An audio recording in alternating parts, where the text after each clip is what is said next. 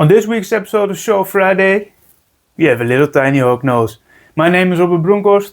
Welcome to Round Hog Serpents.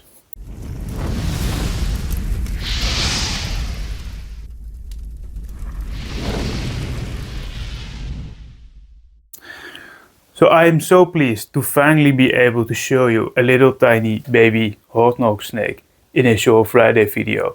It is such a milestone to me. I'm very glad that I have produced some. Everybody who's breeding hognosesnakes would think, well, what's the big deal? You can just breed them. They're not very uncommon and very hard to breed. So this will be one of the only a few animals that I will keep. He will be the only one of the males that I've produced myself here this season that will be a whole pack. And that is because when I started out with hognosesnakes, I really loved these super condas. And for some reason I didn't really start buying the super conda of the conda females and super conda females, so I can produce that now.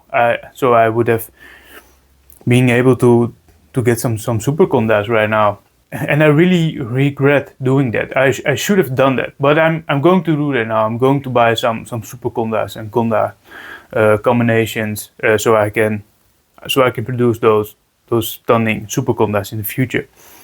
And he is a toffebelly conda head for axanthic. And what I also will keep back is some axanthic condas head for toffebelly females, so I can produce some toxic super condas in the future. I really like those. I could buy them, not easily because there are not a lot around, but I could try my best and find one and just buy it and move on from there, and use those females together with the toxic super conda male that I buy and produce them like that with a higher rating with a higher success rate. But when I started out with ball pythons, I really wanted a blue-eyed leucistic. And well, I was a little bit poor then, so I couldn't just buy them. They were also more expensive back then, so buying it wasn't really an option. So what I did is I created one. I bought a butter female and I bought a lesser pastel male. I think it was a lesser pastel. I grew them up, and then in one of my very first clutches ever, I produced my little belle. I had that girl, yeah, she was a girl. I had the girl for a little while, and then I decided that ball pythons wasn't really my thing, and I wanted to do some European species. I wanted to check if the mic still works, because this is a redo. I already did this video, but my mic died. Ah, shit.